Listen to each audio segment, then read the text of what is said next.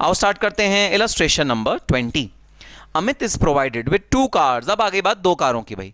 अब तक हम कर रहे थे बात 1 कार की, अब आ गई बात 2 कार की। और आपको ऑलरेडी पता है कि अगर 2 कार दी गई हैं ऑफिशियल और पर्सनल यूज के लिए, तो उनमें से कोई भी एक कार आप पूरा पर्सनल यूज के लिए एज्यूम करके टैक्सेबिलिटी निकालोगे। हम ये नहीं मान सकते कि आपने एक ही एम्प्लॉय को 2 गाड़ी दी और दोनों ऑफिशियल और पर्सनल यूज के लिए हैं। हम ये नहीं मान सकते। क्यों? एक एम्प्लॉय को 2 गाड़ियां क्यों मिलनी चाहिए? तो लॉ कहता है आपने भले ही ऑफिस और पर्सनल यूज दोनों के लिए दी हो, लेकिन हम ये मानेंगे कि उनमें से कोई एक गाड़ी 100% पर्सनल यूज के लिए है। ठीक है sir. Amit is provided with 2 cars to be used official and personal work by his employer Raj. The following information is available from the employer record for computing taxable value of perk, assuming car 1 is exclusively used by Amit. तो भाई हमने taxable value of perk निकाली, assuming car 1 is exclusively used by Amit. तो जो car 1 है वो Amit exclusively use कर रहा है। Particulars: cost of car 6 lakhs 4 lakhs, running and maintenance borne by the company 40,800 28,000, salary of driver borne by the company। salary of driver भी भाई company beer कर रही है।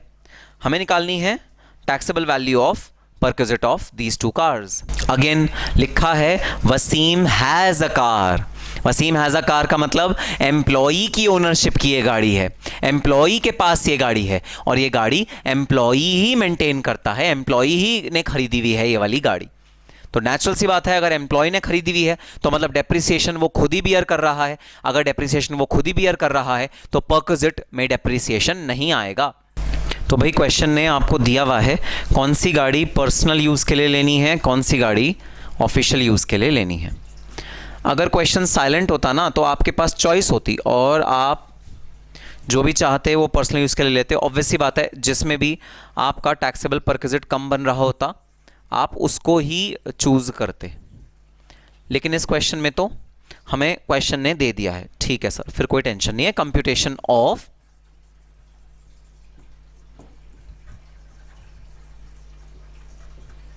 Taxable perquisite motor car for Amit. Amit की motor car है, taxable perquisite हमें निकाल के लाना है। So car 1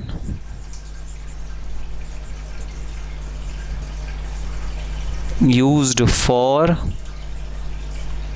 personal purpose only. इसका परक्विजिट क्या होगा भाई? जितने भी खर्चे हैं सबको आप एग्रीगेट कर दोगे। सबसे पहला खर्चा है डेप्रीसिएशन का खर्चा, 10% of cost of the car. Cost of the car है 6 लाख रुपए, तो 60,000 is the cost of depreciation. इसके आगे की कॉस्ट आप लोग ऐड करो जितनी देर में मैं अपने पेन में इंक भरता हूँ। ठीक है सर, कोशिश ज़रूर करेंगे, बाकी गारंटी नहीं कर सकते कि हम सही करेंगे या गलत करेंगे। कोई बात नहीं भाई, कोशिश करने वालों की कभी हार नहीं होती।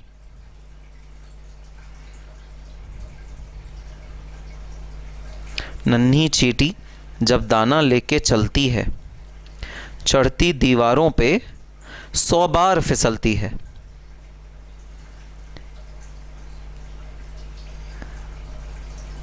तो आप भी जब दीवारों पे चढ़ोगे तो फिसलोगे डेफिनेटली। एक बार में नहीं समझ में आएगा। ज़रा याद करो, रेजिडेंशियल स्टेटस क्या एक बार में आ गया था समझ? नहीं आया था सर। हमने प्रैक्टिस करी थी, सेक्शन पढ़ा था, बुक पढ़ी थी, फिर क्वेश्चन दोबारा सॉल्व करे, फिर प्रैक्टिस करी, फिर क्वेश्चन दोबारा सॉल्व करे, तब जाकर सर कहीं हमें समझ में आया था पूरा का पूरा चैप्टर। तो इसी तरह भाई सैलरी में भी यही होगा।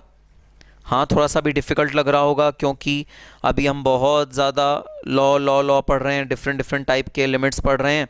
तो अभी सोच रहे होगे आप सर कैसे याद होगा ये, लेकिन इवेंचुअली जब प्रैक्टिस करोगे याद हो जाएगा।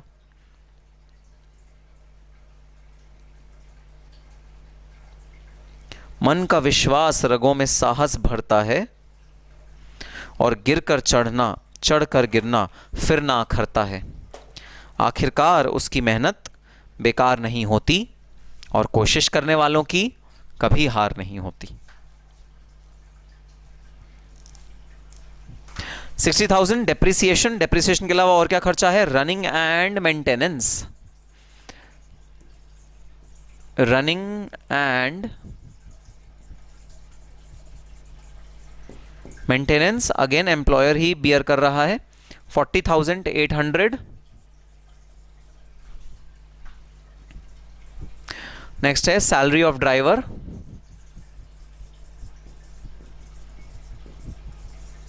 ये भी कौन बियर कर रहा है? एम्प्लॉयर ही बियर कर रहा है 24,000। सो भाई total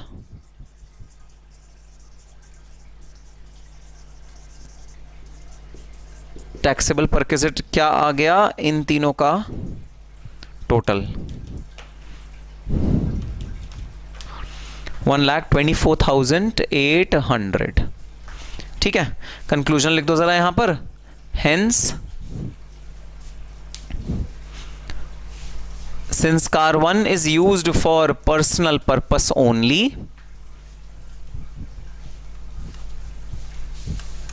since car 1 is used for personal purpose only, the taxable perquisite is computed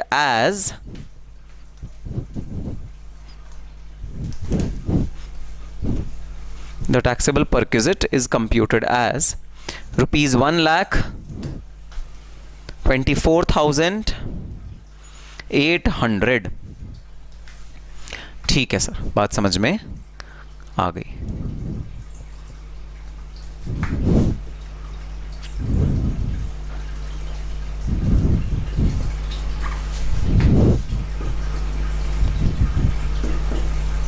दूसरी गाड़ी हमें अज्यूम करनी है कि it is used for both personal and professional purposes. ठीक है सर, अभी बात ही आती है कि अब हमें अज्यूम करना है, स्टैट्यूटरी वैल्यूज़ लेनी है। स्टैट्यूटरी वैल्यूज़ के लिए आपको एक एजम्पशन चाहिए। एजम्पशन ये है कि आपकी बड़ी गाड़ी है या छोटी गाड़ी है। क्वेश्चन साइलेंट है कि बड़ी गाड़ी है या छोटी गाड़ी है, तो मैं एज्यूम कर रहा हूँ कि छोटी गाड़ी का ये वाला हमें क्वेश्चन में दिया हुआ है छोटी गाड़ी। आप चाहो तो बड़ी गाड़ी एज्यूम कर सकते हो, कोई टेंशन नहीं है। मैं भी एजम्पशन लिखूंगा, आप भी एजम्पशन लिखोगे, जो मर्जी है एजम्पशन लिख दो, हमें कोई टेंशन नहीं है। एजम्पशन के बेसिस पे हम लोग क्वेश्चन सॉल्व करेंगे। सो वैल्यू ऑफ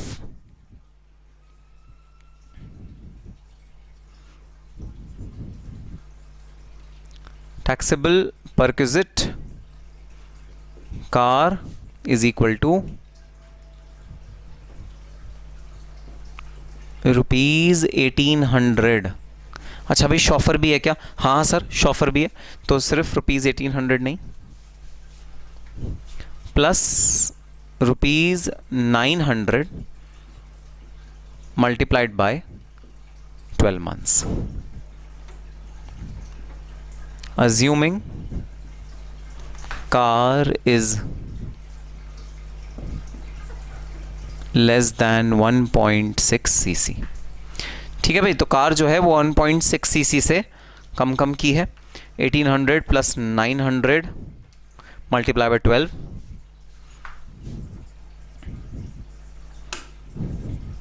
32,400 का हमारा टैक्सेबल परक्विजिट का वैल्यू आ गया कार 2 का।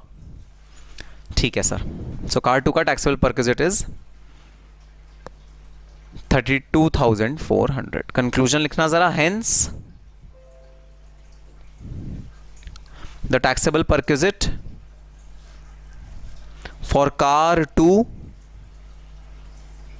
The taxable perquisite for car 2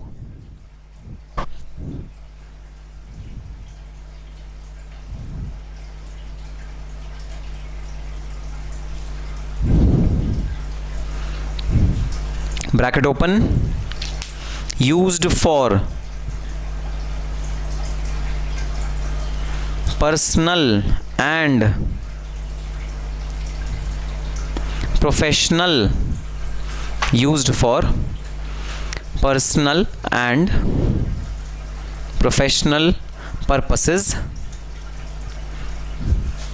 is computed as rupees 32,500.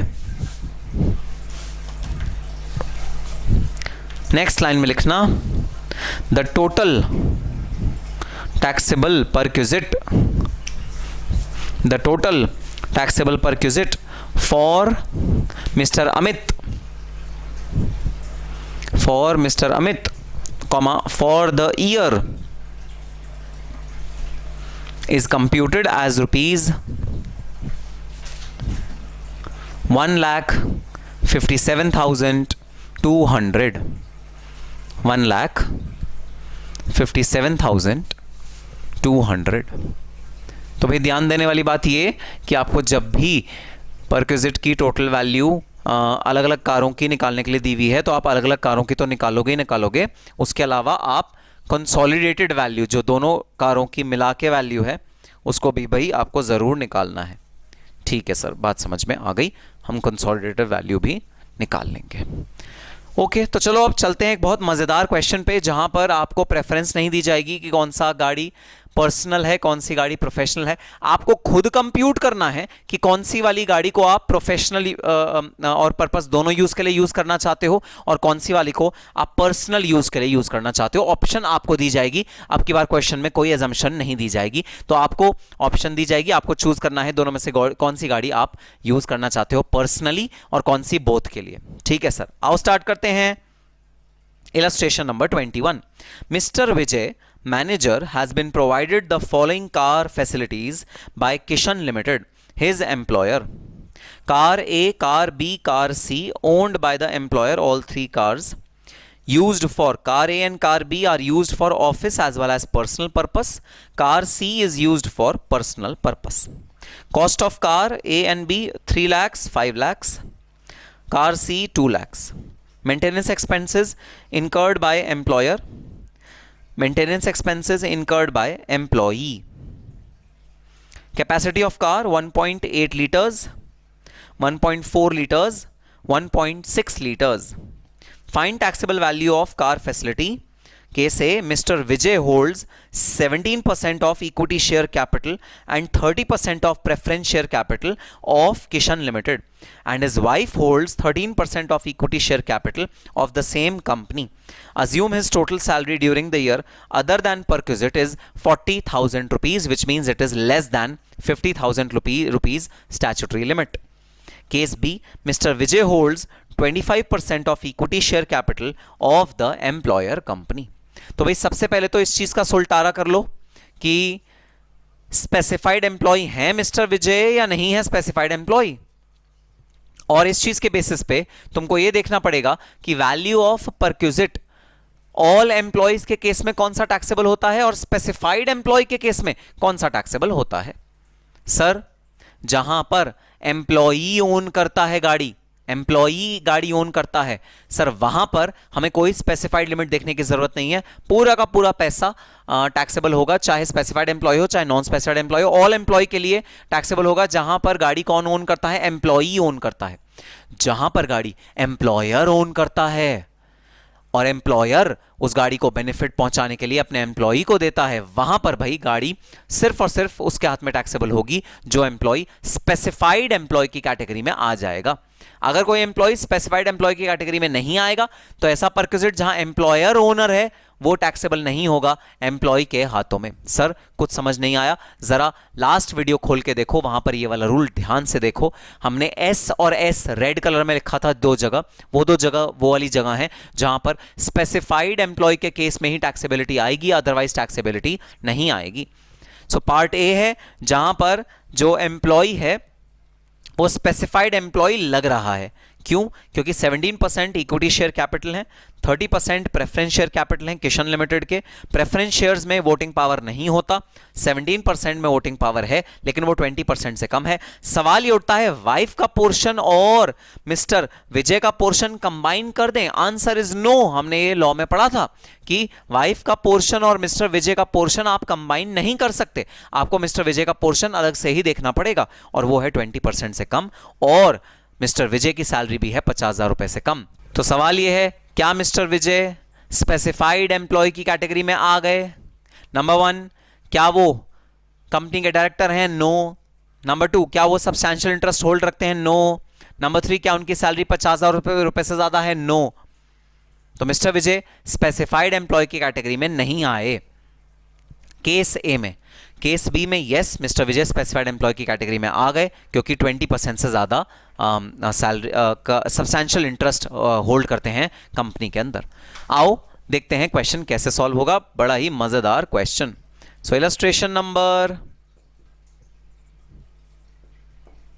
21।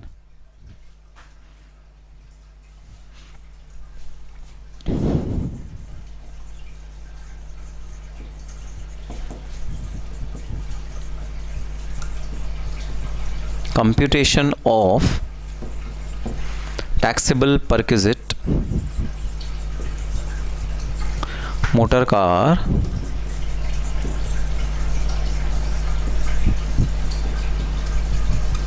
in the hands of Vijay.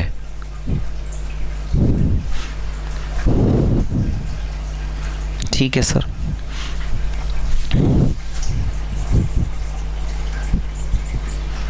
Case A,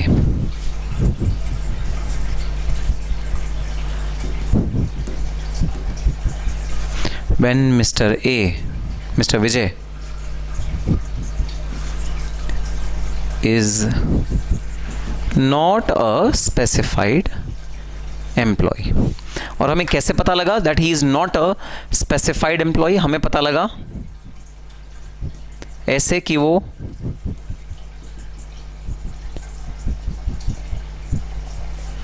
director employ नहीं है,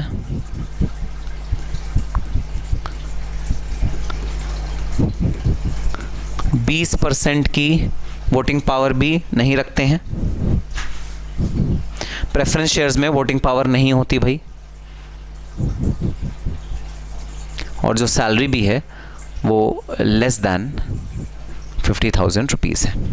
तीनों कंडीशन सेटिस्फाई हो गई, मतलब तीनों कंडीशन सेटिस्फाई नहीं हुई, ना डायरेक्टर हैं, ना होल्डिंग रखते हैं, ना सैलरी है, तो मिस्टर विजय बन गए specified employee. Is not a specified employee, mister Vijay नहीं बने स्पेसिफाइड एम्प्लॉय। और जब एम्प्लॉयर ओनर होता है किसी भी गाड़ी का, उस केस में सिर्फ स्पेसिफाइड एम्प्लॉय के केस में ही टैक्सेबिलिटी आती है। अगर आप स्पेसिफाइड एम्प्लॉय नहीं हो तो टैक्सेबिलिटी नहीं आएगी। तो इस केस में कंक्लूजन लिखना ज़रा, कंक्लूजन लिखना ज़रा। Mister Vijay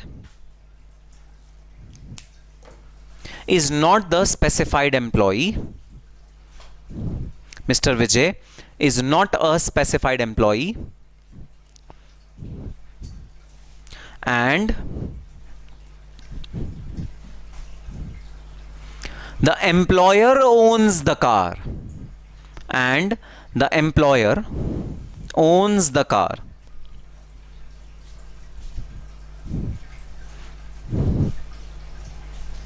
Full stop.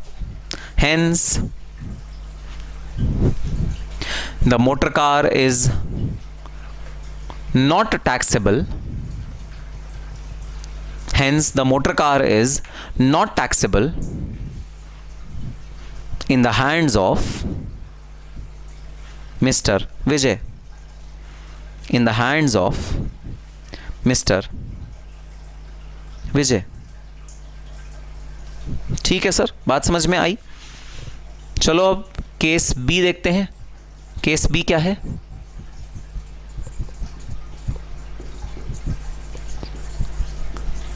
When Mr. Vijay holds 25%, या फिर ये लिखने की बजाय हम लोग जैसे हमने पार्ट 1 में कंक्लूजन ऊपर लिखा था ना, वही लिखो और नीचे उसका रीजन लिख दो। When Mr. Vijay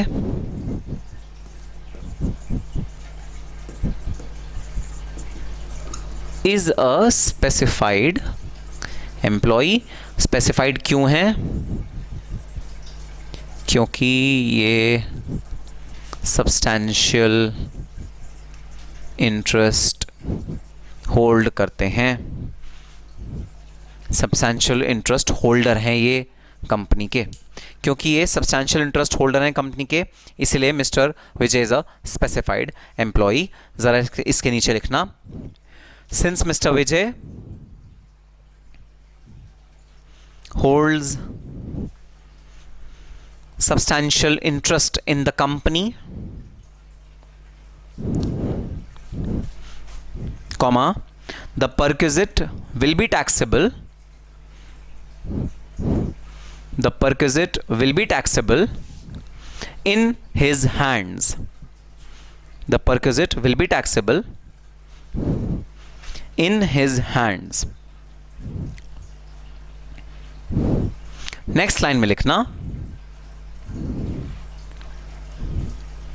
both car A and car B, both car A and car B are used for, both car A and car B are used for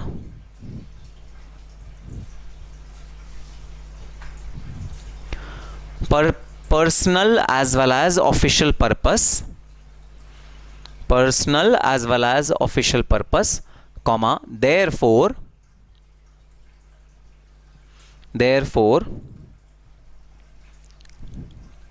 he needs to opt,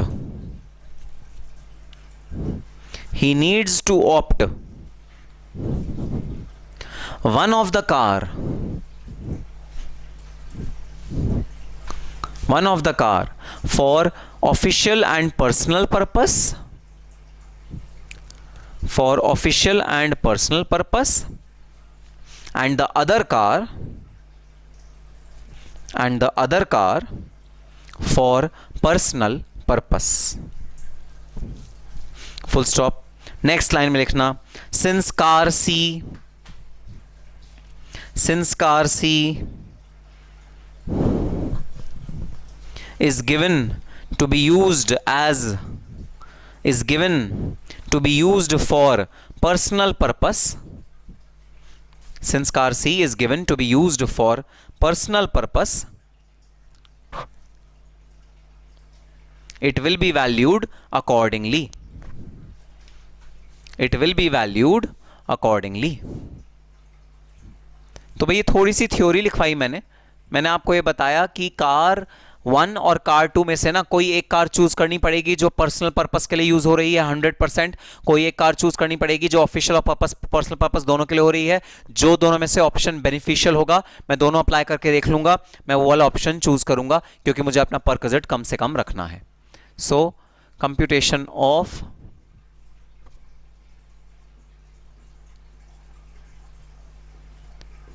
taxable perquisite for car 1 and 2, सबसे पहले 1 and 2 के लिए हम taxable perquisite निकाल लेते हैं। Car 3 का तो इजी होगा क्योंकि उसमें कोई ऑप्शन नहीं है ना, तो उसमें कोई टेंशन नहीं आएगी हमारे को। ठीक है सर, यहां ना ऑप्शन गिवन है तो टेंशन है। So option 1, option 2,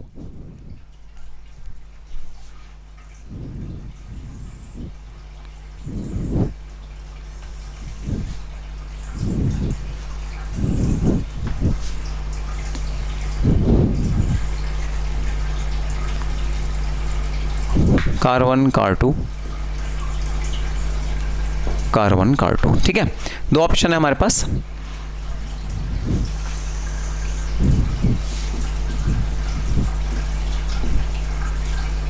particulars, use,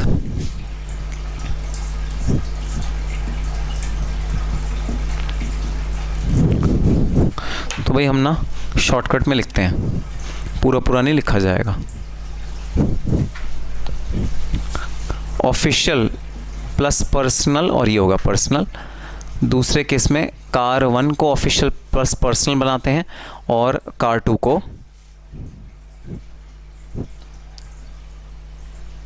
ये बन गया हमारा। ठीक है, तो अब देखो यूज, पहले ऑप्शन में कार 1 ऑफिशियल और पर्सनल पर्पस के लिए यूज होगी और कार 2 पर्सनल पर्पस के लिए यूज होगी। ऑप्शन 2 में कार 1 पर्सनल पर्पस के लिए यूज होगी, कार 2 ऑफिशियल और पर्सनल दोनों पर्पस के लिए यूज होगी। अकॉर्डिंगली हम लोग परक्विजिट का वैल्यू निकाल के लाएंगे। ठीक है सर, बात समझ में आ गई। चलो आओ वैल्यूएशन करके देखते हैं क्या वैल्यूएशन आएगा। ठीक है sir. So option number 1 car 1 के लिए आपको दिया हुआ है कि आपका कार 1 का डिटेल्स भी आपको दी हुई हैं। सो ऑप्शन नंबर 1 जब कार 1 ऑफिशियल और पर्सनल यूज़ के लिए आएगा, कार 2 पर्सनल पर्पस के लिए आएगा, car 1 option number 2 car 1 personal purpose के लिए आएगा, कार 2 ऑफिशियल और पर्सनल दोनों पर्पस के लिए आएगा। ठीक है सर, बात समझ में आ गई। आओ स्टार्ट करते हैं कंप्यूटेशन करनी। तो सबसे पहले भाई कार 1 ऑफिशियल और पर्सनल दोनों पर्पस के लिए यूज़ हो रही है। मुझे बता दो कार 1 की कैपेसिटी क्या है। सर कार 1 की कैपेसिटी है 1.8 लीटर्स। ठीक है भाई, तो कार 1 की वैल्यूएशन कैसे होगी? स्टैट्यूटरी लिमिट्स के अकॉर्डिंग होगी। वैल्यूएशन होगी 2400 मल्टीप्लाइड बाय 12। ये मैं कार 1 की बात कर रहा हूँ ऑप्शन 1 के अंडर। ठीक है sir, 2400 multiply by 12, 2400 multiplied by 12, यह आ गया 28,800। ठीक है, अब कार 2 जो पर्सनल पर्पस के लिए यूज़ हो रहा है उसके लिए सबसे पहले तो तुमको डेप्रिसिएशन कंप्यूट करना पड़ेगा। डेप्रिसिएशन विल बी 10% ऑफ, बता दो कार 2 मतलब कार बी का क्या है, कॉस्ट है 5 lakh. So it is 10% of 5 lakhs which is 50,000 plus maintenance के जो चार्जेस हैं, एक्चुअल मेंटेनेंस चार्जेस वो भी आपको ऐड करने पड़ेंगे। मेंटेनेंस चार्ज कितने हैं? 60,000 रुपीज़ एम्प्लॉयर बियर कर रहा है मेंटेनेंस के सारे चार्जेस। ठीक है सर, ये डैश डैश डैश। तो ऑप्शन 1 के अकॉर्डिंग हमारा दोनों कार के परक्विजिट की वैल्यूएशन हो गई। देख लो कोई ड्राइवर का खर्चा तो नहीं है? नहीं सर, ड्राइवर का खर्चा नहीं। ठीक है, अब आ जाओ ऑप्शन 2 में। ऑप्शन 2 में कार 1 पर्सनल यूज के लिए होगा, मतलब कार 1 पे लगेगा डेप्रिसिएशन इस बार। So depreciation will be 10% of 3 lakhs,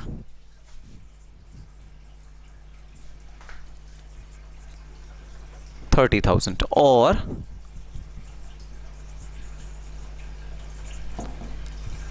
maintenance charges लगेंगे। मेंटेनेंस चार्जेस कितने हैं? 50,000। ठीक है सर, और कार 2 में लगेगा वैल्यूएशन बता दो। कार 2 छोटी बड़ी? सर छोटी मतलब 1800 multiplied by 12, 1800 multiplied by 12। Okay sir, 21,600, 21,600। तो ये है भाई टोटल वैल्यूएशन जो हमारे दोनों ऑप्शन में गाड़ियों में निकल के आई।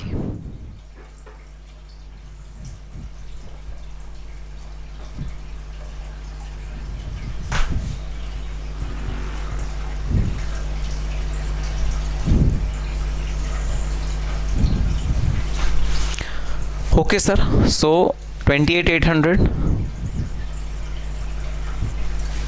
ये आ गया 1,10,000, 80,000, 21,600। इन दोनों का भाई टोटल कर लेते हैं ताकि हमको पता लग जाए कि कौन से ऑप्शन में कितना अमाउंट आया है टैक्सेबल इनकम की तरह। ठीक है sir, okay sir.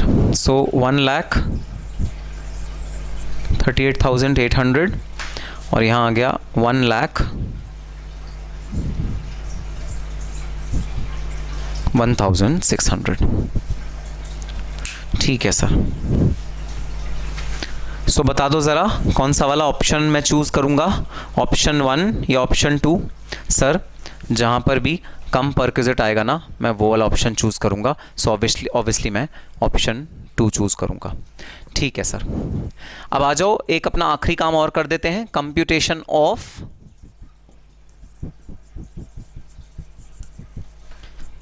Taxable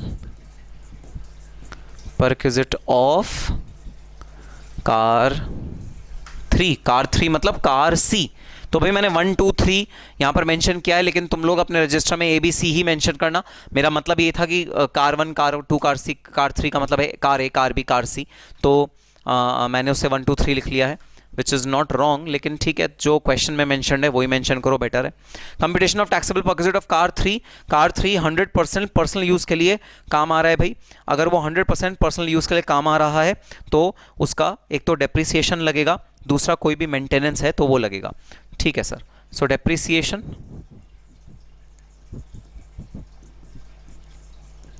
10% of कितने की है गाड़ी? 2 लाख रुपए की है गाड़ी. So it is 20,000. और मेंटेनेंस का भी खर्चा आपको ऐड करना पड़ेगा. मेंटेनेंस का कितना खर्चा? सर मेंटेनेंस का है 40,000 रुपए का खर्चा, लेकिन क्योंकि ये बॉर्न बाय द एम्प्लॉई है तो सर हम इसको इंक्लूड नहीं करेंगे, क्योंकि ये तो बेचारा एम्प्लॉई ही भुगत रहा है.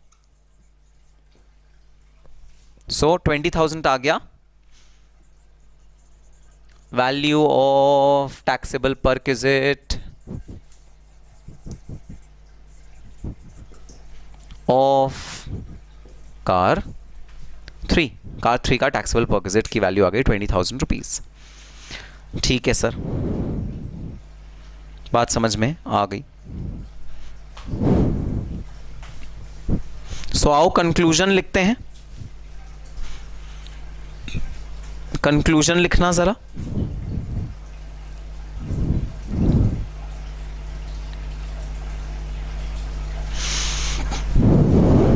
As option number 2, as option number 2 is more beneficial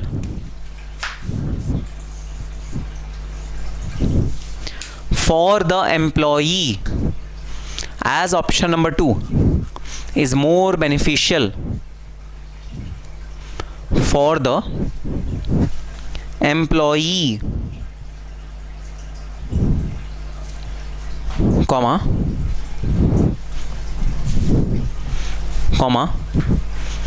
Mr. Vijay may consider car 1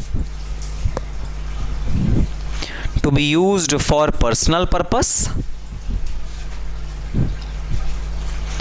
and car 2 to be used for personal and official purpose, and car 2 to be used for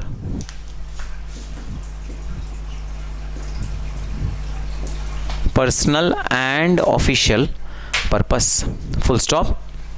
Hence the total value of taxable perquisite, the total value of taxable perquisite, bracket open, motor car, bracket close, bracket open, motor car, bracket close, is computed as rupees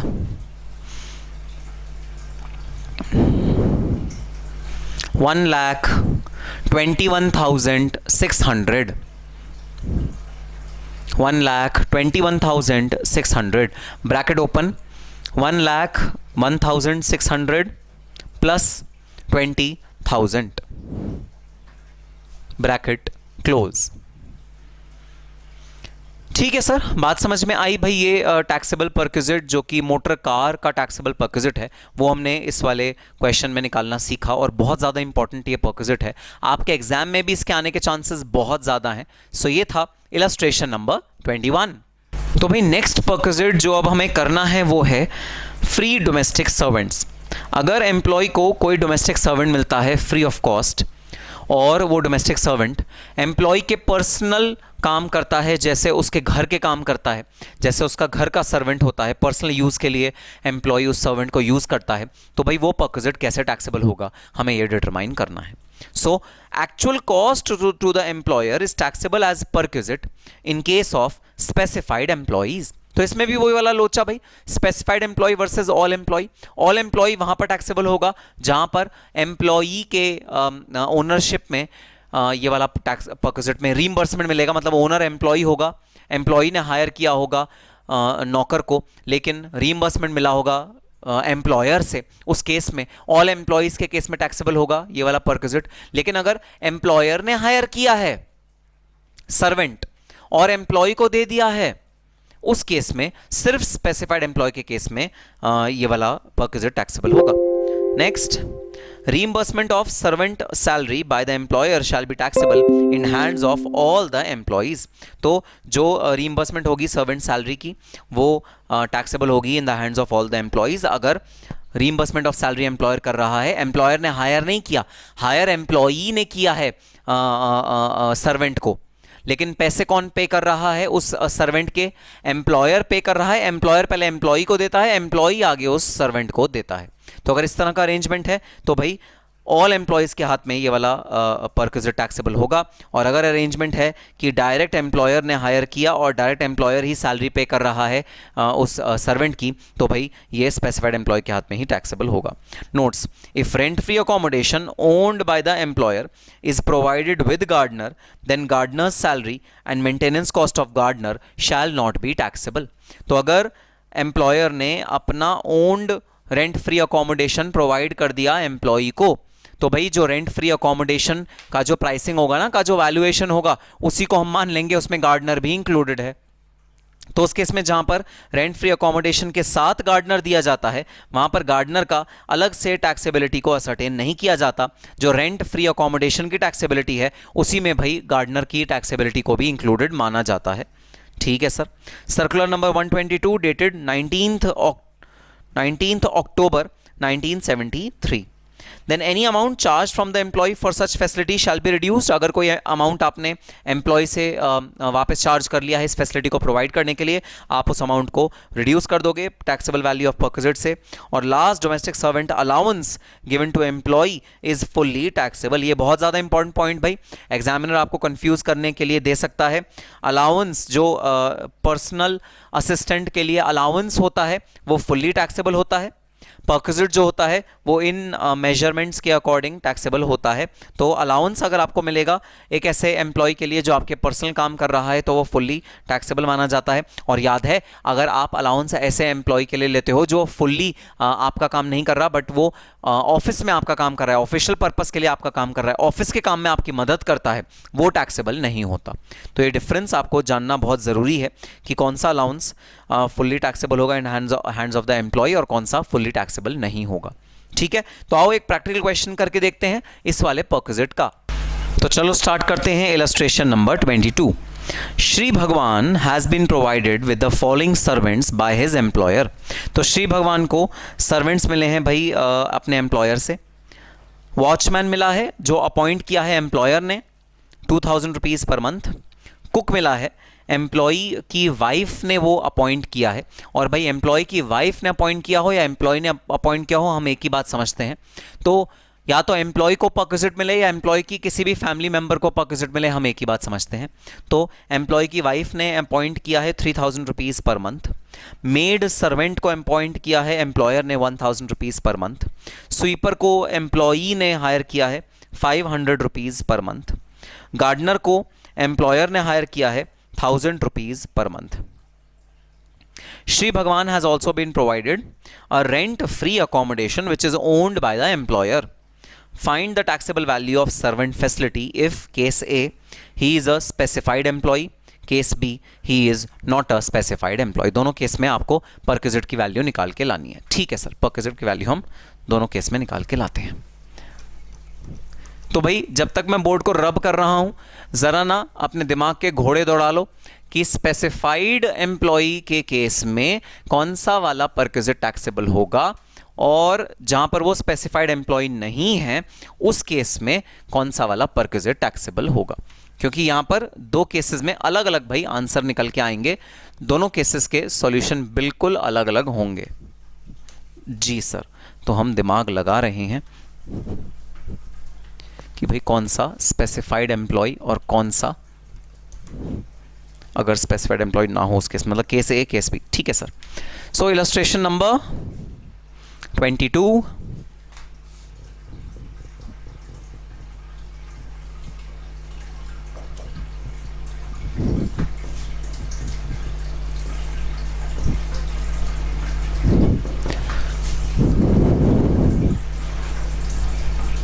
computation of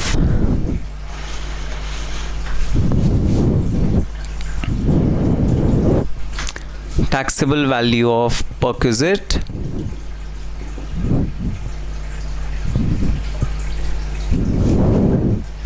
servant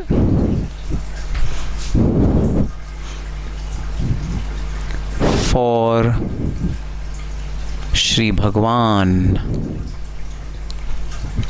हमें taxable value of perquisite निकाल के लाना है।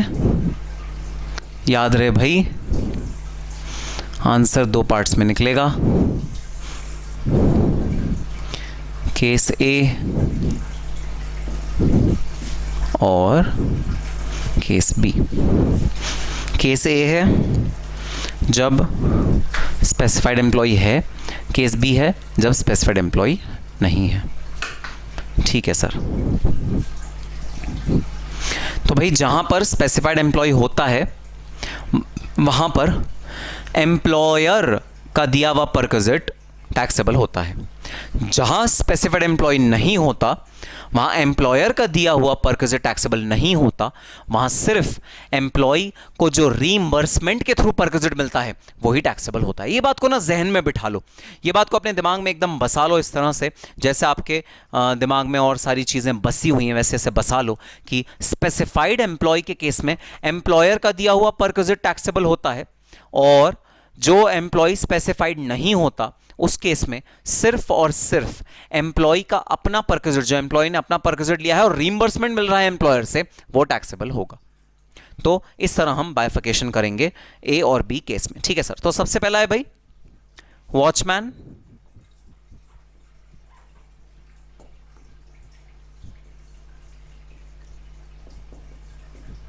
Particular में है servants.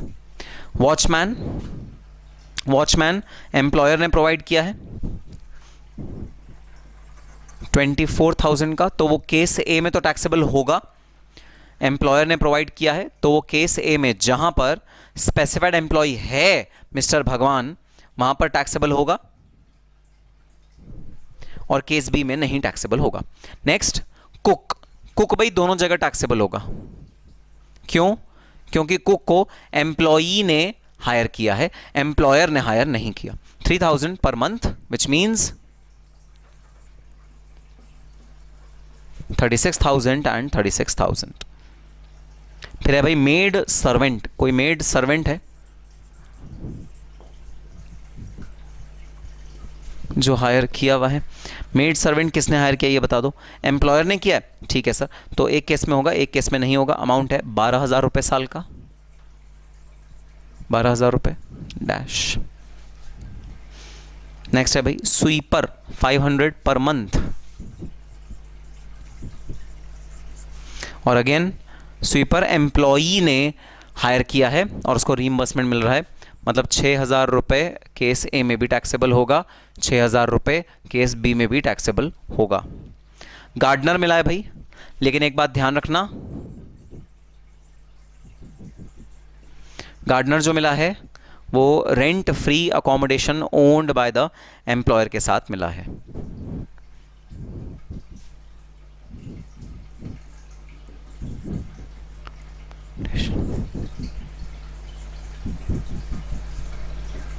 Owned by, तो ये taxable नहीं होगा। ठीक है, हम मानेंगे जो रेंट फ्री अकोमोडेशन है ना उसी में ये वाला अमाउंट इंक्लूडेड है गार्डनर का भी, तो हम ये चीज़ मानेंगे।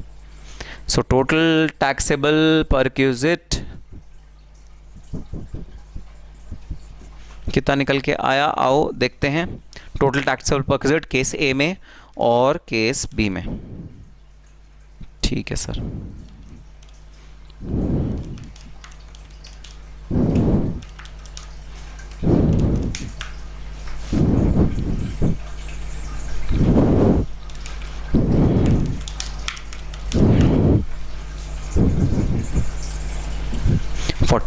तो 78,000 और 42,000 रिस्पेक्टिवली केस ए और केस बी का टैक्सेबल परक्विजिट निकल के आया है।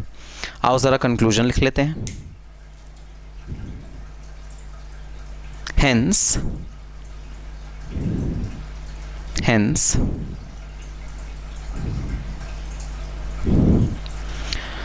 The taxable perquisite, hence the taxable perquisite, bracket open, personal servants, bracket close, the taxable perquisite, bracket open, personal servants, bracket close,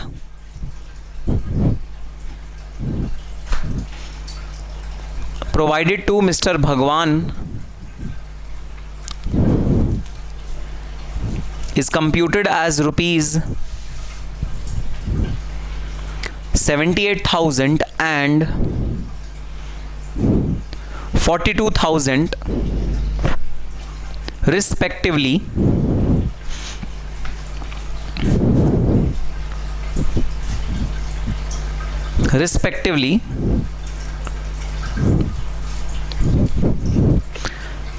for case A and B, for case A and B.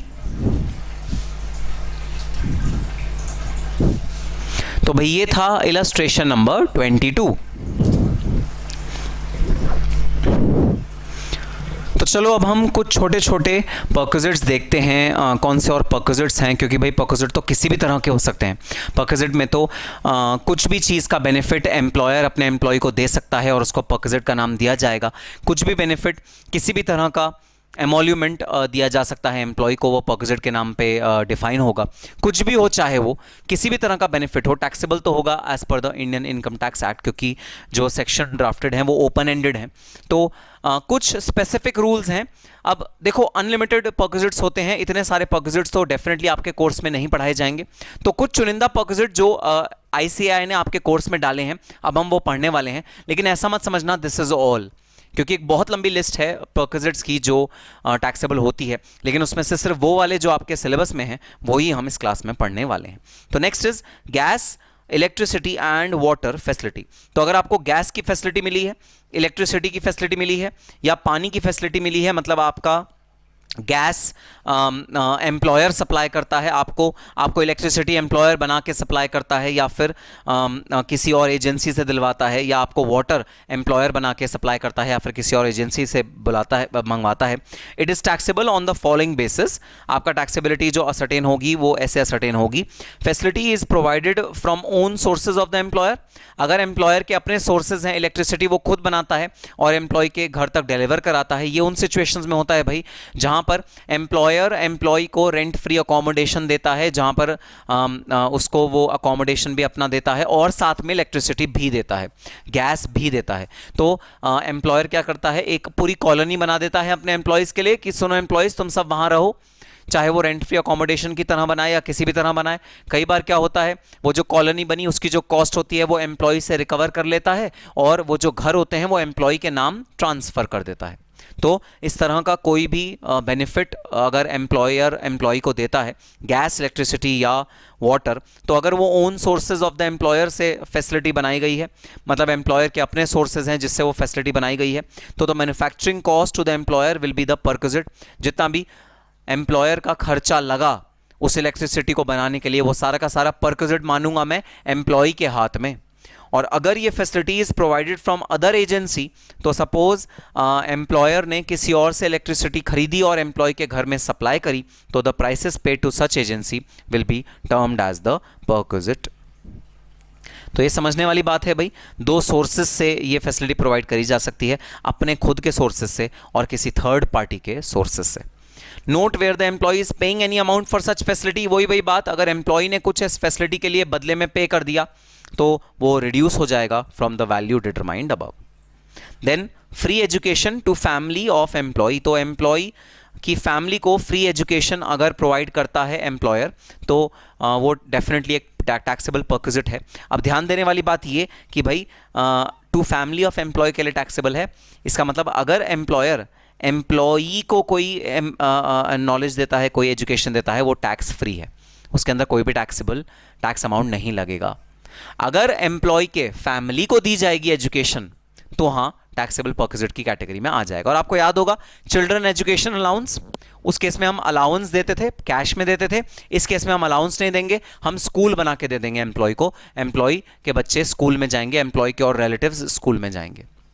So facility provided in an institution either owned or not owned by the employer. तो अगर कोई school में facility provide करी गई है भाई जो या तो ओन करता है एम्प्लॉयर या नहीं ओन करता है, बट एम्प्लॉयर उस फैसिलिटी को पैसे भरता है एम्प्लॉई के बच्चों के लिए, एम्प्लॉई के रिलेटिव्स के लिए, तो क्या टैक्सेबल वैल्यू होगी?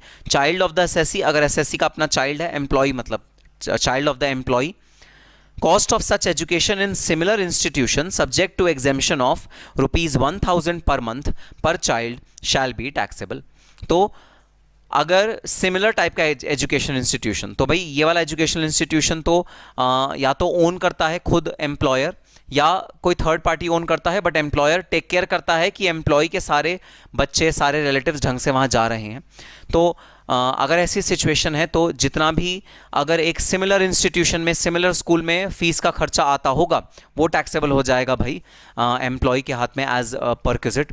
एंड 1000 पर मंथ की एग्जेम्पशन मिल जाएगी पर चाइल्ड उस अमाउंट से। तो सपोज जो एक इक्वल स्कूल है, इतना बड़ा स्कूल जो फैसिलिटी स्कूल में है वो दूसरे वाले स्कूल में भी है, वो खर्चा आता है उसका 5000 रुपये महीना। तो जो टैक्सेबल परक्विजिट एम्प्लॉय के हाथ में होगा वो होगा 5000 रुपये महीना माइनस 1000 रुपये महीना, मतलब 4000 रुपये महीना टैक्सेबल परक्विजिट किसके हैंड्स में टैक्सेबल होगा? एम्प्लॉय के हाथ में टैक्सेबल होगा। देन अदर फैमिली मेंबर्स, तो अगर एसएससी के अपने बच्चे नहीं हैं भाई और कोई फैमिली मेंबर्स हैं तो क्या होगा? Cost of such education in similar institution shall be taxable. तो उसमें एग्जेम्पशन नहीं मिलेगी 1000 पर मंथ की जो एम्प्लॉय के अपने बच्चों के लिए मिल रही है। इस केस में जो सिमिलर इंस्टीट्यूशन में टैक्सेबल होगा जितना अमाउंट वो आपके हाथ में टैक्सेबल हो जाएगा। ठीक है sir. Reimbursement of education expenditure to employee, अब इस केस में भाई एम्प्लॉयर खुद अपना एजुकेशन इंस्टीट्यूशन नहीं चला रहा, ना ही वो खुद अप्रोच करता है किसी एजुकेशन इंस्टीट्यूशन को कि भाई तुम मेरे एम्प्लॉयज़ के बच्चों को एजुकेशन दे दो। इस केस में वो रीइंबर्स कर देता है एजुकेशन के खर्चे एम्प्लॉय को। तो एम्प्लॉय से कहता है सुनो एम्प्लॉय बताओ तुम्हारे एजुकेशन के खर्चे कितने थे? एम्प्लॉय कहता है सर इतने थे, लो पैसे ले लो और तुम ये खर्चे अपने इससे बियर कर लो। कई बच्चे कंफ्यूज हो जाते हैं कि सर क्या ये अलाउंस के नेचर का नहीं है? नहीं भाई नहीं, अलाउंस के नेचर का नहीं है। अलाउंस फिक्स्ड होता है एक अमाउंट सारे एम्प्लॉयज़ के लिए कांस्टेंट, ये फिक्स नहीं होता, ये रीइंबर्समेंट पे डिपेंड करता है, जो एम्प्लॉय इनवॉइस सबमिट करेगा उसके ऊपर डिपेंड करेगा। तो अलाउंस एक फिक्स अमाउंट मिलता है जो सबको मिलता है। ये जो रीइंबर्समेंट है ये फिक्स्ड सबको नहीं मिलेगा, जो आदमी जितने के बिल फर्निश करेगा उतना अमाउंट मिलेगा ये। तो ये परक्विजिट है, ये अलाउंस नहीं है। अलाउंस फिक्स अमाउंट होता है जो दिया जाता है every month to a particular employee to meet his certain expenses. अब जो एक्चुअल एक्सपेंसेस हो सकते हैं वो ज़्यादा भी हो सकते हैं, कम भी हो सकते हैं। इस केस में जितने एक्चुअल एक्सपेंस हो रहे हैं एग्जैक्टली उतना ही अमाउंट परक्विजिट का हम लोग एम्प्लॉय को दे रहे हैं। So actual reimbursement shall be taxable, तो जितनी भी रीइंबर्समेंट हुई है वो टैक्सेबल हो जाएगी भाई। Such reimbursement of tuition fee shall also be taxable in hands of central government employee. तो सेंट्रल गवर्नमेंट के एम्प्लॉय के हाथ में भी ये वाली फीस टैक्सेबल होगी। Who is chargeable? In case of reimbursement or school fees of family member of the employee paid by the employer directly to the school, तो अगर reimbursement का केस है या फिर स्कूल फीस जो फैमिली मेंबर की या बच्चों की है वो डायरेक्टली स्कूल में पे कर रहा है एम्प्लॉयर, उस केस में all employees will be taxable. In any other case मतलब जहां पर एम्प्लॉयर का खुद का अपना स्कूल है और एम्प्लॉयर खुद ये फैसिलिटी प्रोवाइड कर रहा है, वहां पर स्पेसिफाइड एम्प्लॉयज ही टैक्सेबल होंगे, नॉन स्पेसिफाइड एम्प्लॉय टैक्सेबल नहीं होंगे। So rupees 1000 per month per child shall be exempted without any restriction on number of children। खास ध्यान देने वाली बात, चिल्ड्रन एजुकेशन अलाउंस में सिर्फ दो बच्चों तक लिमिट होती थी।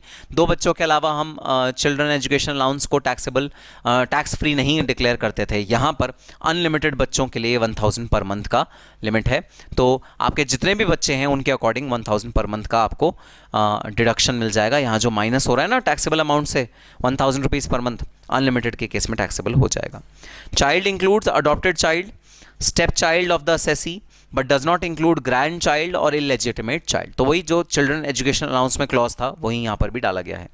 Any amount charge from the employee for such facility shall be reduced from the above value.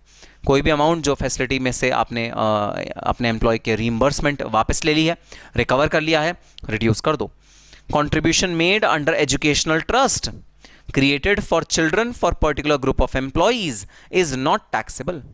तो अब सुनना जरा, ये ट्रस्ट क्या होती है? ट्रस्ट भाई, ट्रस्ट ये होती है कि अगर जो कंपनी है, जो एम्प्लॉयर है, वो जो मालिक लोग हैं, वो सब मिलके एक ऐसा अरेंजमेंट करते हैं जहां पर वो ये कहते हैं कि भाई हम लोग एक ट्रस्ट बनाएंगे।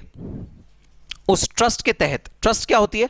ट्रस्ट होती है जहां पर हम, सबसे पहले ट्रस्ट का लिटरल मीनिंग बताओ। लिटरल मीनिंग क्या है ट्रस्ट का? ट्रस्ट का लिटरल मीनिंग है विश्वास। तो हम जब किसी पे विश्वास करके कोई ऑर्गेनाइजेशन बनाते हैं उसे कहते हैं ट्रस्ट। मैं तुम्हें देता हूं एग्जांपल। एग्जांपल ये है भाई, हस्बैंड वाइफ का एक छोटा सा बच्चा था, 2-3 साल का। हस्बैंड वाइफ को 4th स्टेज का कैंसर था। हस्बैंड वाइफ दोनों ही परेशान थे कि हमारा बच्चा हमारे बाद कैसे परवरिश होगी उसकी, कैसे पलेगा बढ़ेगा। पैसा तो बहुत है हमारे पास, लेकिन लालन पालन करने के लिए हमारे पास कोई साधन नहीं है इस बच्चे का। तो जो हस्बैंड वाइफ थे, उन्होंने क्या किया, वाइफ के एक ब्रदर थे, मामा, जो बच्चे के मामा लगे, वाइफ ने मामा के नाम पूरी की पूरी जायदाद कर दी ट्रस्ट के थ्रू, और ये कहा कि ये जायदाद मामा से बच्चे के नाम ट्रांसफर हो जाएगी जैसे बच्चा 18 साल का हो जाता है। और जब तक बच्चा 18 साल का नहीं होता तब तक मामा बच्चे का लालन पालन का ध्यान रखेगा ट्रस्ट के पैसों से। This is known as trust. Similarly एक एम्प्लॉयर जब एक ट्रस्ट क्रिएट करता है अपने एम्प्लॉयज़ के लिए कि भाई ये फिक्स्ड पैसा है जो मैं एफडी करा रहा हूँ, इसमें से मंथली जितना भी इंटरेस्ट आएगा वो मेरे एम्प्लॉयज़ की एजुकेशन में खर्च होगा, एम्प्लॉयज़ के बच्चे की एजुकेशन में खर्च होगा। ये है भाई एजुकेशनल ट्रस्ट के थ्रू आप जब कोई एजुकेशन बेनिफिट पहुंचा रहे हो। और अगर एजुकेशन ट्रस्ट के थ्रू आपने कोई एजुकेशन बेनिफिट पहुंचाया है तो हम उसे कर देंगे फुल्ली एग्जेम्प्ट। हम उसे 1 भी रुपये उसका टैक्स नहीं लेंगे, क्योंकि उस केस में भाई जेन्युइनली आपका जो मकसद है वो चैरिटी करना है। जेन्युइनली ट्रस्ट वही खोलते हैं जिनका मकसद चैरिटी करना होता है। तो हमें पता है कि जेन्युइनली इस केस में आपका मकसद चैरिटी करना है, तो ऐसे केस में हम टैक्सेबिलिटी नहीं रखेंगे, नॉन टैक्सेबल कर देंगे अगर एजुकेशनल ट्रस्ट के थ्रू आपने एजुकेशन की सर्विस प्रोवाइड करी है तो। Then any facility provided to the employee is tax free. तो अगर एम्प्लॉई को आपने कोई फैसिलिटी दी है, एम्प्लॉई के रिलेटिव को दी है तो टैक्सेबल, एम्प्लॉई को दी है तो वो टैक्स फ्री करार दी जाएगी। ठीक है सर। देन फ्री ट्रांसपोर्ट, आपने कुछ ट्रांसपोर्ट रिलेटेड फैसिलिटी, तो भाई ये कन्वेंस नहीं है, ये मतलब वो नहीं है कि आपको गाड़ी प्रोवाइड करी है, आपको अपने घर से ऑफिस तक, ऑफिस से घर तक गाड़ी प्रोवाइड करी है, या आपके पर्सनल या प्रोफेशनल काम के लिए आपको किसी तरह की मोटर कार प्रोवाइड करी गई है, ये वो नहीं है। आपको फ्री ट्रांसपोर्ट प्रोवाइड करा गया है।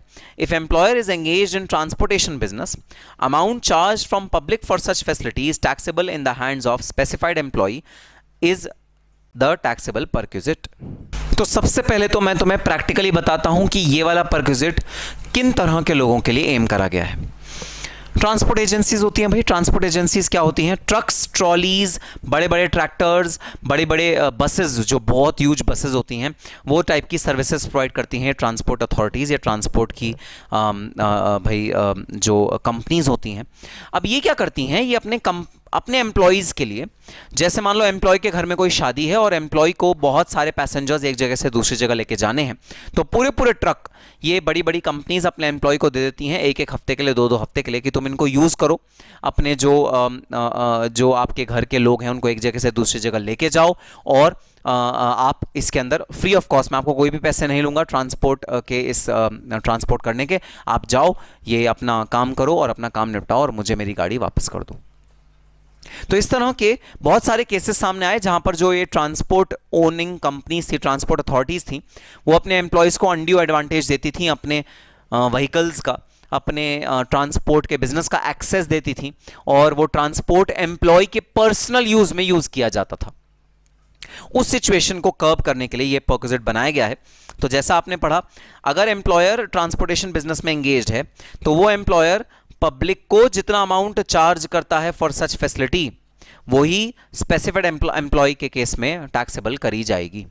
तो जितना अमाउंट आप जनरल पब्लिक को चार्ज करते हो उस ट्रक को देने के लिए या उस बस को देने के लिए, वही आपके एम्प्लॉय के हाथ में भी टैक्सेबल सैलरी की तरह टैक्स करी जाएगी। Then in any other case, तो अगर आप ट्रांसपोर्ट बिजनेस ओन नहीं करते, कोई और बंदा ट्रांसपोर्टेशन की सर्विसेज अपने एम्प्लॉय को देता है, actual cost of employer for such facility, तो भाई जितना भी एक्चुअल कॉस्ट लगा एम्प्लॉयर का, आप उसको परक्विजिट की तरह टैक्स कर दो एम्प्लॉय के हाथों में. Notes, in the above case facilities provided to employee of railways and airlines nothing shall be chargeable to tax. तो भाई ये प्रोविजन रेलवे और एयरलाइन के एम्प्लॉयज़ के लिए चार्जेबल नहीं होता, क्योंकि रेलवेज और एयरलाइन में भाई ये बहुत कॉमन प्रैक्टिस है कि जो रेलवेज़ के और एयरलाइंस के जो एम्प्लॉय होते हैं और उनके जितने भी रिश्तेदार होते हैं, सबको 50% रिडक्शन पे एयर टिकट्स दी जाती हैं, रेलवे टिकट्स दी जाती हैं. कई बार तो 80% और 90% रिडक्शन पे भी एयर टिकट्स और ट्रेन टिकट्स दी जाती हैं. तो अगर आप रेलवे और एयरलाइंस के एम्प्लॉय हो तो भाई आपके हाथ में ये फ्री ट्रांसपोर्टेशन का जो क्लॉज है ये टैक्सेबल नहीं होगा. तो मतलब ये फ्री ट्रांसपोर्टेशन का क्लॉज जनरली किन लोगों के लिए है? ये है ट्रांसपोर्ट कंपनीज के लिए जो अपने ट्रक्स चलाती हैं, अपने टेम्पो चलाती हैं, अपने टेम्पो ट्रैवलर चलाती हैं या अपनी बसेस चलाती हैं बड़ी बड़ी. टारगेट ये वाले क्लॉज का उन वाली कंपनीज को है. एयरलाइंस और रेलवेज के लिए ये अप्लाई नहीं करेगा. Any amount charge from the employee for such facility shall be reduced. Conveyance facility provided to employee for journey between office and residence is not taxable. तो जो जर्नी एम्प्लॉय की from office to home और home to office है वो तो definitely not taxable रहेगी. Allowances भी ये वाले नॉन टैक्सेबल रहते थे. तो ये जो घर से ऑफिस तक का सफ़र है ये टैक्सेबल एम्प्लॉय के हाथ में नहीं होगा, क्योंकि ये डेफिनेटली एम्प्लॉय क्योंकि काम कर रहा है इसीलिए ये वाला खर्चा हो रहा है एम्प्लॉयर का. तो एम्प्लॉयर का जो एक खर्चा है वो एम्प्लॉय के बेनिफिट के लिए नहीं है, एम्प्लॉयर के बेनिफिट के लिए है. इसलिए एम्प्लॉयर के ये वाला बेनिफिट एम्प्लॉयर के हाथ में टैक्सेबल होगा, एम्प्लॉय के हाथ में टैक्सेबल नहीं होगा. ठीक है सर. अब आगे बड़ा इंपॉर्टेंट एक बेनिफिट भाई, कई बार कंपनीज क्या करती हैं, कंपनीज के पास एक्सेस कैश रखा होता है, वो अपने एम्प्लॉयज़ को लोन दे देती हैं, या तो फ्री ऑफ कॉस्ट या at a very very low percentage of interest. बहुत सस्ते में लोन दे देती हैं कि लोन लो और इंटरेस्ट मत चुकाना, बस मुझे ब्याज नहीं चाहिए, लेकिन मुझे बस मूल अपना वापस कर देना, प्रिंसिपल वापस कर देना, तुम इंटरेस्ट मत चुकाना, या फिर इंटरेस्ट इतना कम चुकाना कि ना के बराबर होगा, तुम अपना काम करो, तुम्हारा काम हो जाए, कंपनी तो बस यही चाहती है. तो बेनिफिट दे दिया ना अपने एम्प्लॉय को. अगर बेनिफिट दे दिया आपने एम्प्लॉय को, ऑफ कोर्स टैक्सेबल होगा. क्या अमाउंट से टैक्सेबल होगा आओ देखते हैं. Taxable perquisite on loan above 20,000. तो सबसे पहली तो कंडीशन ये 20,000 से ऊपर तक के लोन पे ही टैक्सेबिलिटी आएगी. अगर 20,000 से कम का लोन दिया है तो भले ही वो इंटरेस्ट फ्री हो तो भी नॉन टैक्सेबल रहेगा.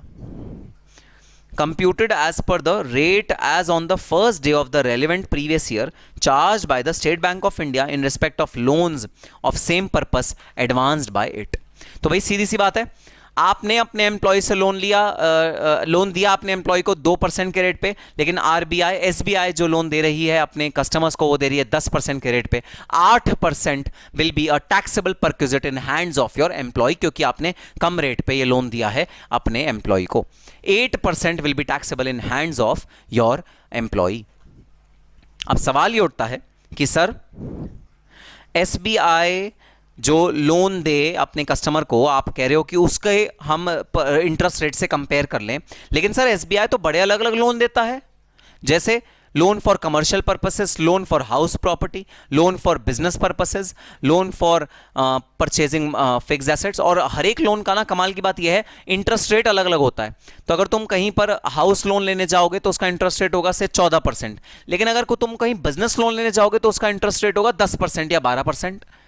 तो अलग अलग रेट होता है अलग अलग तरह के लोन का. तो ये भी कहा गया है भाई, आपने जिस तरह का लोन अपने एम्प्लॉय को दिया है उसका जो पर्पस है वही पर्पस एसबीआई वाले लोन का भी देख लो और उतना इंटरेस्ट रेट आप टैक्सेबल कर दो. तो अगर आपने एम्प्लॉय को लोन दिया है भाई for building his new house या परचेजिंग हिज ओन हाउस, तो आप एसबीआई का भी परचेजिंग ओन हाउस का जो इंटरेस्ट रेट उस समय चल रहा है वो ले लो और वो टैक्सेबल कर दो एम्प्लॉय के हाथों में. ठीक है sir. Notes, maximum outstanding monthly balance. Interest is calculated on the maximum outstanding monthly balance. Maximum outstanding monthly balance means the aggregate outstanding balance for each loan as on the last date of each month.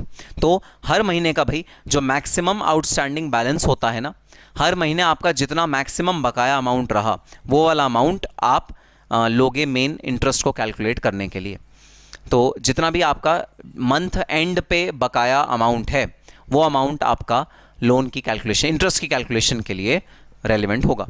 Loan for medical treatment, nothing is taxable if loan is given for medical treatment of employee or any member of the household in respect of diseases mentioned in Rule 3A. However, such exempted loan will not include the amount that has been reimbursed by an insurance company under any medical insurance scheme.